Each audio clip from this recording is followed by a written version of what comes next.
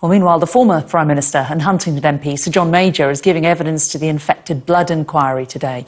It's led by Sir Brian Langstaff and was set up to examine the circumstances of the scandal, the impact on families, how the authorities responded. Questions of consent, essentially who knew what and when.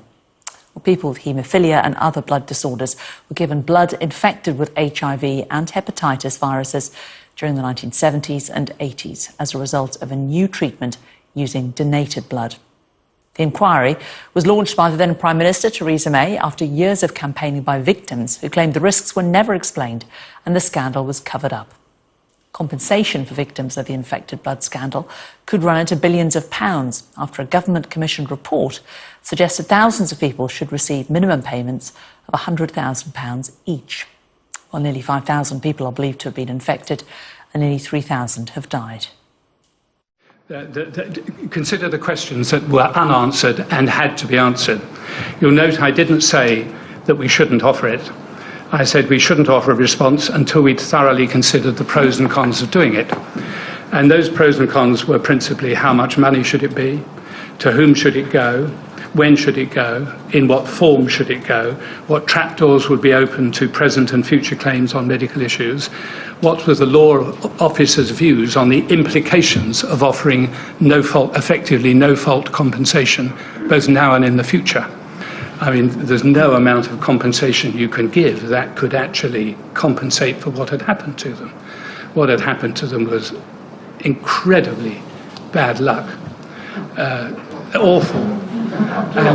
And it was not something that anybody was unsympathetic to. Well, you heard there people at the inquiry responding to him saying bad luck. Well, Sky correspondent Ivor Bennett is in central London where that inquiry is taking place. This is a huge day for victims of this scandal. The inquiry room is packed with people who've been waiting decades to see John Major answer questions they've wanted to ask for many, many years, questions about why the government he was part of didn't offer compensation to victims of this scandal. Before he was Prime Minister, he was Chief Secretary to the Treasury in the late 80s in Margaret Thatcher's government, essentially in control of the purse strings when this scandal was playing out and coming to the forefront. The inquiry was shown various letters between ministers and the Prime Minister, letters which he was copied into, in which ministers argued against offering no-fault compensation. In the past, it has been suggested that Sir John Major was the one who persuaded Margaret Thatcher not to offer compensation to victims. That is something he denied, but he did say why ministers did oppose no-fault compensation, and he said it wasn't because the government was unsympathetic to the cause of haemophiliacs who had been infected with HIV or hepatitis A through infected blood. It was because, from a legal standpoint, he said it was so as to not establish a precedent given the potential cost of future claims against the taxpayer. So it was purely from a financial one.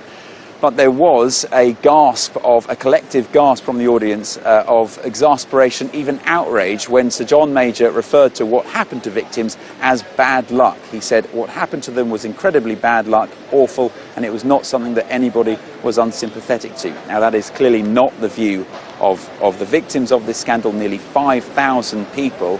No government has yet been held responsible for what happened, but they hope this inquiry will finally see that happen.